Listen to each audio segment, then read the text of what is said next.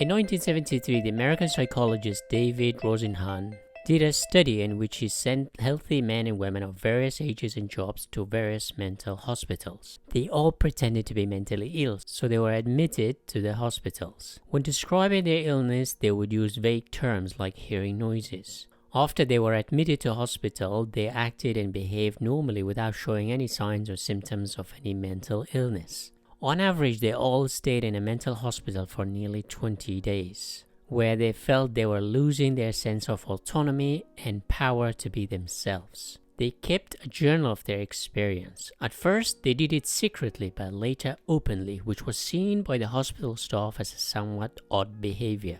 The staff didn't detect they were fake. However, some of the other patients noticed they might be fake. Rosenhan repeated the experiment later, but this time he told the staff that among the new patients there might be one imposter, someone who pretends to be mentally ill. The staff were asked to rate the new patients to find the fake one. Out of 193 real patients, 41 genuine patients were suspected as fake, and 23 patients with real mental illnesses were flagged as fake by at least one psychiatrist.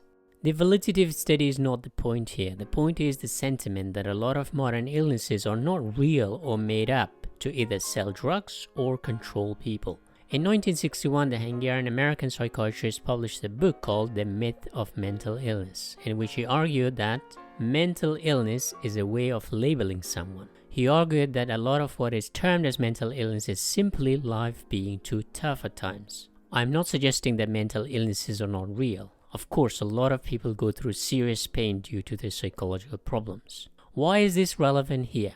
The protagonist of J.D. Salinger's Catcher in the Rye, Holden Caulfield, is sent to a mental asylum or an institution, but he himself doesn't think he's sick. Instead, he thinks everyone else is sick. Kind of. He has two real problems with society. But before I tell you what his problems are with society, let me first summarize the novel so you understand the story. Later, I'll explain why Holden diagnoses two illnesses in the modern world, which resonate with nearly every human being on Earth. I'll also answer these questions. How did J.D. Salinger's masterpiece, The Catcher in the Rye, capture the imagination of generations of readers? How the anger of its protagonist, Holden Caulfield, still divides us between compassion and tough love. And finally, what is the psychology of an angry teenager in today's world? What does this novel tell us about the modern world? And why our YouTube psychologist in residence, Jordan Peterson, says grow up and stop complaining. But first, let me summarize the novel.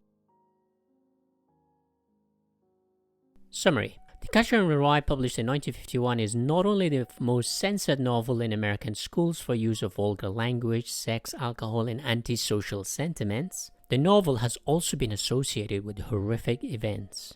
In 1980, John Lennon was shot on the back by a man with a copy of the novel who called Lennon a fake, saying imagine no possession, yet he himself was living a lavish lifestyle like a king. In 1981, a man attempted to kill Ronald Reagan, the former US president, and the police found a copy of this novel in his hotel room. In 1989, a man had a copy of this book when he murdered the actress Rebecca Schaeffer in California. How can such a short novel loved by millions of people be associated with these horrific events?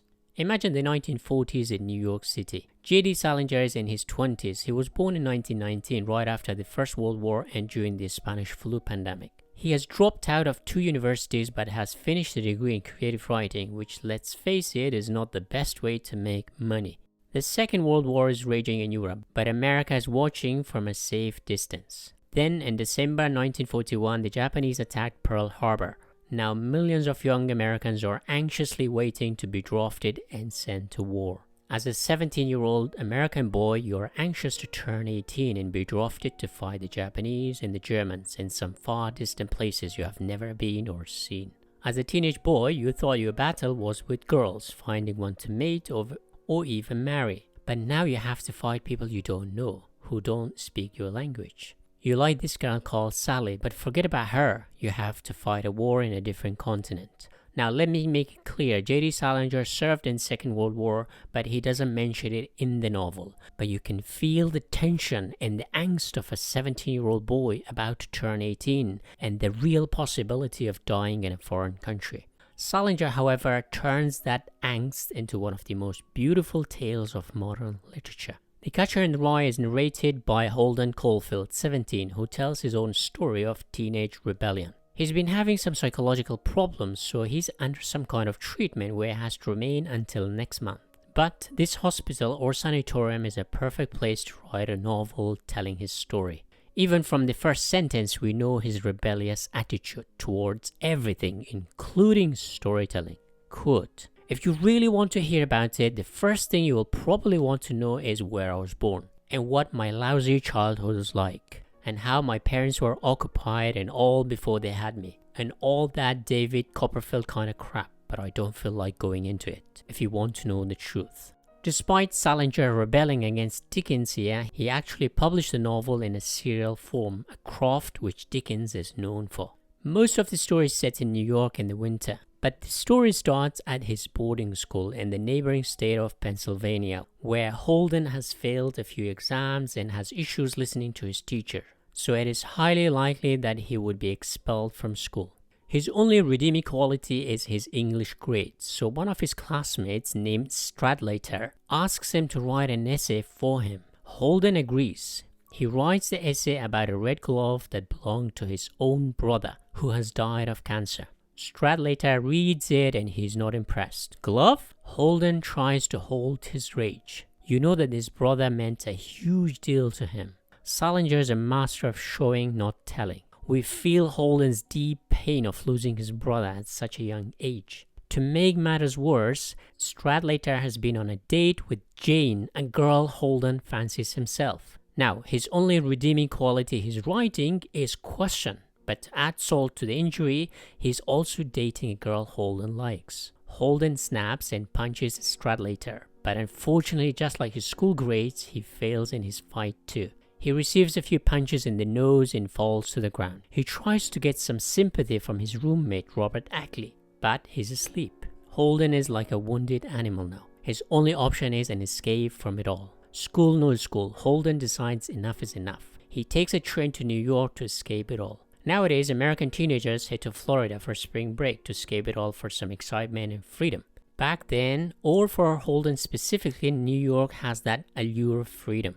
He hates his school, his classmates, and now to make matters worse, his parents are about to find out about his failed exams, so he might be kicked out of school soon. It's important to note that Salinger himself dropped out of 2 universities, New York and Ursinus College, so he had plenty of experience with schools he didn't like. It's the 1940s in New York, seems like a perfect place to drown your sorrows and chill out for a few days. Although he rejects his Dickensian heritage, Holden is in search of something in New York. Just like Dickens's heroes went to London to escape poverty and seek fortune. Holden, however, is escaping phonies or pretentious people, but I think he's escaping his own humiliation. He doesn't want to face people when he's down. We all do, I guess. In New York, he's free to reinvent himself like the great Gatsby. Quote, "I'm the most terrific liar you ever saw in your life. It's awful. If I'm on my way to the store to buy a magazine, and somebody asks me where I'm going, I'm liable to say I'm going to the opera." First on the train, he makes some stories to seduce a woman who happens to be one of his classmates' mother, but it doesn't work. She's an older woman and he's a teenage boy. Then later in New York, in a taxi, he asks the most famous question in the novel. Where do the ducks go in the winter when the lake in New York Central Park freezes? The driver's not really keen to talk. Perhaps he has his own issues, or most taxi drivers meet crazy people all the time, who knows? Remember, Holden tries to connect with someone, and he has failed so far. At his hotel, he tries to find interesting people to talk, but everyone is boring. So rather unconventionally, he finds a prostitute, not to have sex with, but talk. We know that Holden is seeking a Freudian talking cure, the ability to talk to someone who doesn't judge you. Your teachers always judge you because it's their job. Your classmates judge you because school is a place of judgment. Your parents judge you and compare you to the kids next door. So Holden is seeking someone who doesn't judge him. So a random prostitute is like a good option because he can pay her to talk to him. Lonely men seek 2 professionals, prostitutes and therapists. Holden is no different. Unfortunately for him, he is seeking therapy from the wrong person. Sunny, the prostitute, is not used to her clients asking to just talk, or perhaps talking is not part of her repertoire. So she leaves and comes back with her manager to extract more money from the young runaway punk. He's emptied of his pocket, which reminded me of The Great Expectation when Pip is held upside down by the convicts so the coins drop down on the ground. Holden then gets punched in the stomach a few times. Man, he needs to learn how to fight. He's terrific at starting a fight but never winning one. He's very French, artistic, angry, protesting, rebellious, but always gets beaten up. Sorry for my French comrades, that's a joke. If I'm being perfectly honest, I'm talking about myself. So Holden is left with his wound, so he uses his imagination to weave ways to take revenge on the man. Without the muscle to defend yourself, you're left to imagine things. His New York adventure with stranger has gone wrong, so he calls a familiar face, a friend, Sally, a girl he fancies, and they go to theater, ice skating, and shopping. Life is good again, and you know what happens when you're happy? You do dumb things. He suddenly asks her to run away with him to live in some other states in the wild and be free. What did you say? He talks excitedly about running away from everyone. No familiar eyes can spy on him or judge him. Sally looks at him in the eye and thinks he's gone mad.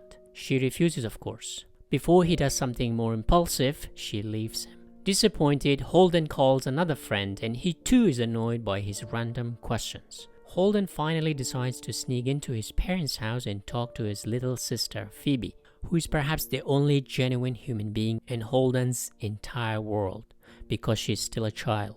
Their reunion is an extremely moving moment in which Holden tells her about his future job of saving children from falling down a cliff. He even starts sobbing at this point. We get to know Holden's true feelings about childhood, perhaps lamenting the end of his own childhood. Marcel Proust said that we die many times in our lifetime. A child turning to adult is the death of that child.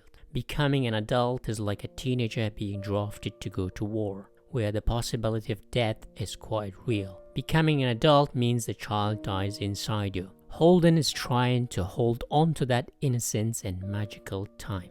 In 1940s, World War II was raging, where millions upon millions of young men, as soon as they turned 18, were drafted to fight in, and thousands of them never returned home. So becoming an adult came at a huge cost.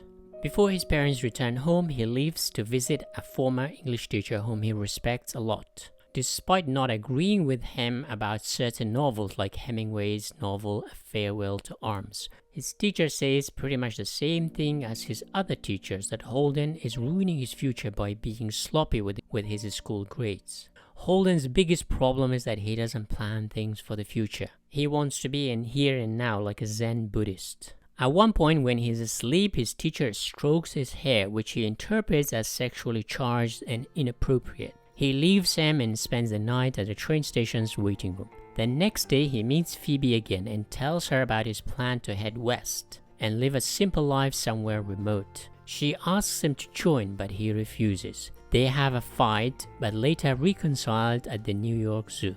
Holden watches his little sister riding the carousel and he is incredibly happy.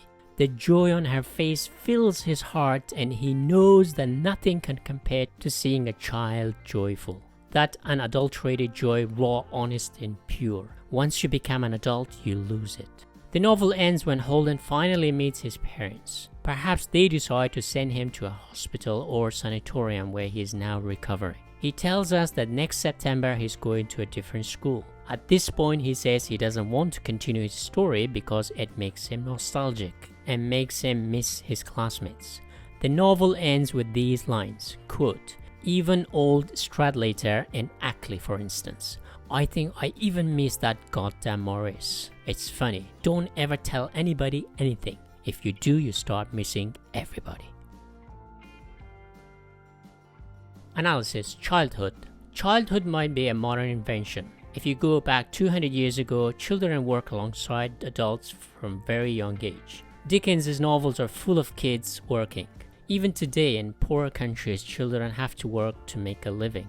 On the one hand, Holden is a spoiled child who complains about everyone, his schoolmates, teachers, parents, and society. He criticizes everyone for being judgmental, but he himself is the most judgmental of all. Not just that, he's refusing to grow up and take responsibility. That's why he calls everyone phony, because one of the major traits of being an adult is to take responsibility, even though you hate doing so. Deep down, everyone would like to live in a blissful childhood forever, but unfortunately at some point we have to grow up. In Gunter Grass's novel Tin Drum, Oscar stops growing up physically, but mentally he has to grow up because he lives during the war. Here, Holden has a relatively easy life of it, so he's physically an adult, but mentally a child. You could say comfort turns everyone into children. Childhood is extended in the safest countries. Salinger tries to paint a picture here. Children are so innocent and beautiful and magical. Quote, "It's funny, you take adults, they look lousy when they're asleep and they have their mouth way open. But kids don't. Kids look alright. They can even spit all over the pillow and they still look alright." Sigmund Freud said that fiction writing resembles child's play. If you look closely at fiction in general, the theme of childhood appears very strong in all the greatest novels ever written. It is the novelist's attempt to recapture the magic of childhood. Marcel Proust's In Search of Lost Time is a perfect example, as it is entirely based on recapturing memories of childhood, but most importantly that childhood eye in how one sees and experiences the world, without judgment, assumptions, and biases. Childhood is nature. Friedrich Nietzsche's Übermensch goes through a second phase of childhood to gain the creative impulses we lose as adults. When you grow up, you lose that natural excitement. Here, Salinger pinpoints at that moment when a child has to transition. For a lot of people, the transition is smooth, so we don't really realize the drama. But for some, the transition is like stepping into a different country, another world. People act differently, they don't appear genuine. They fake most of the time. They try to be pleasant, nice, polite. We lose that childlike honesty, so we have to apply ourselves and behave. In Holden's case, his refusal is met with hospitalization. In other words, he's diagnosed with some mental problems. Will he recover? We don't know. But society wants us tame, obedient, and orderly. It starts with parents and school and then the state telling us to apply ourselves.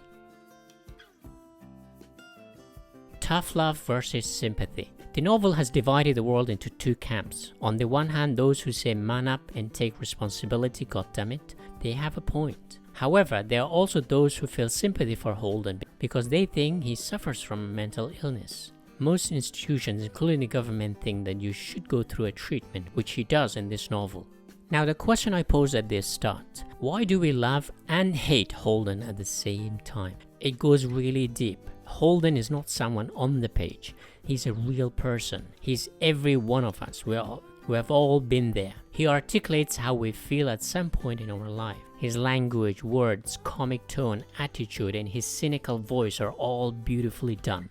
I don't know how Salinger managed to capture it, but he has created a genuine piece of art, a mirror so we can see ourselves in. I think Salinger must have tried to recreate Mark Twain's Huckleberry Finn, to capture that raw, honest voice, but instead of 19th century America, he brought it to 20th century America. Things have changed a lot. Unlike the 13-year-old Huckleberry Finn, who is incredibly resourceful when he has nothing, the 17-year-old Holden is rich and educated. You could say a bit spoiled because he has it all. He doesn't have to struggle with poverty, so his struggle is inside him, not on the outside world. We in the West live in the most prosperous period in history, so our struggle is not for survival, but for a meaningful place in society.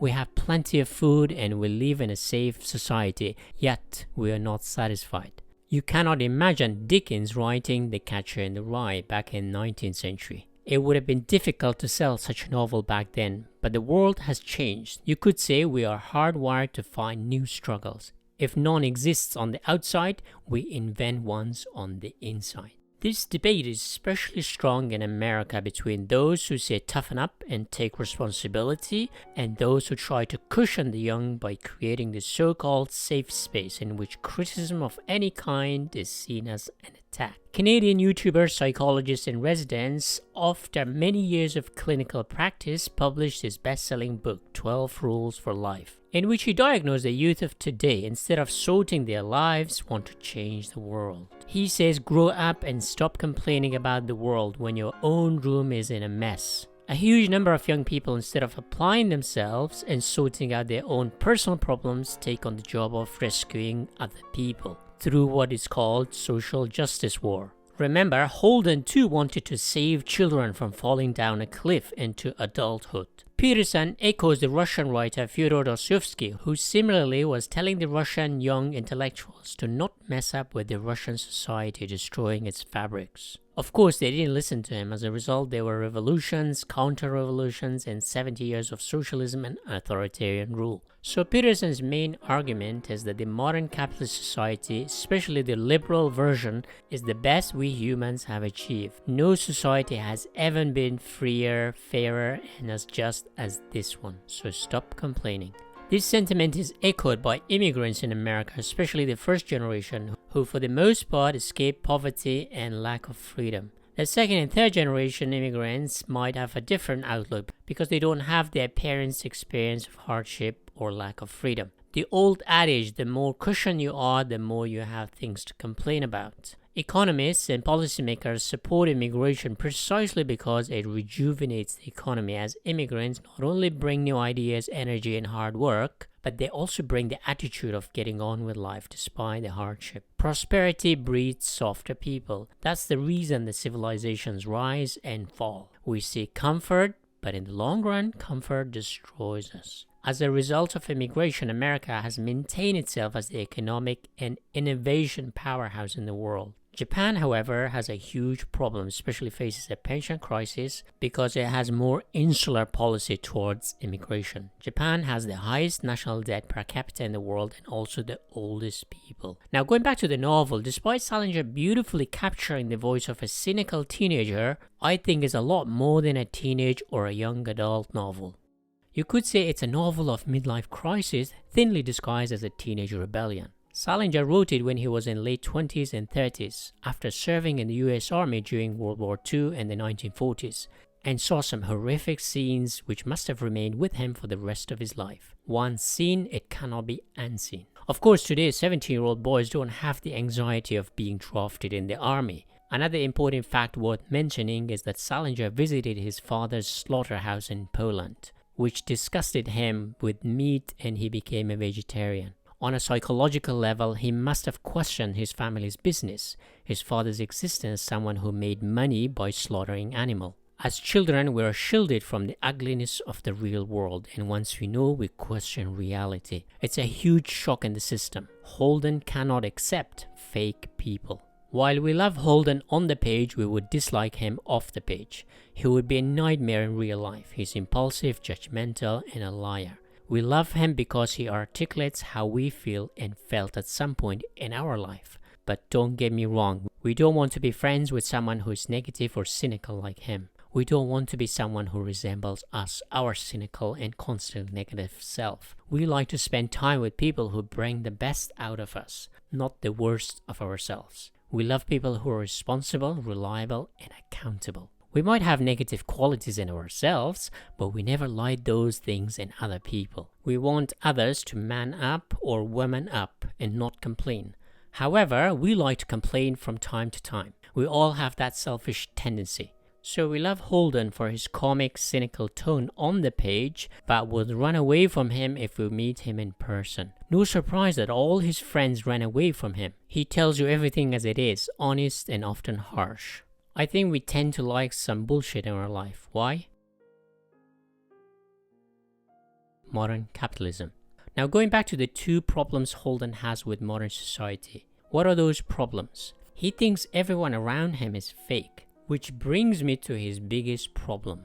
Unlike millions and billions of human beings, he's unable to fake it to fit in society. He calls out the people he comes across as phonies, fake, and pretentious. As a result of his rebellion, he's put in a mental hospital where he's supposed to learn how to apply himself and become a responsible adult. However, seeing things from his perspective, the whole world is a giant prison or a mental institution that reforms, molds, and reshapes us into obedient, fake, and phony, yet responsible adults. Is becoming an adult a kind of acting, faking, or being pretentious? Children can be honestly rude and crude, which is more acceptable. But negative honesty from an adult is not acceptable, so we learn to be nice, polite, and pleasant, even at the cost of being fake. In a capitalist society, the fundamental accepted truth or gospel is that customer is always right. This means in order to sell something to make money, you never call out the bullshit of your customers.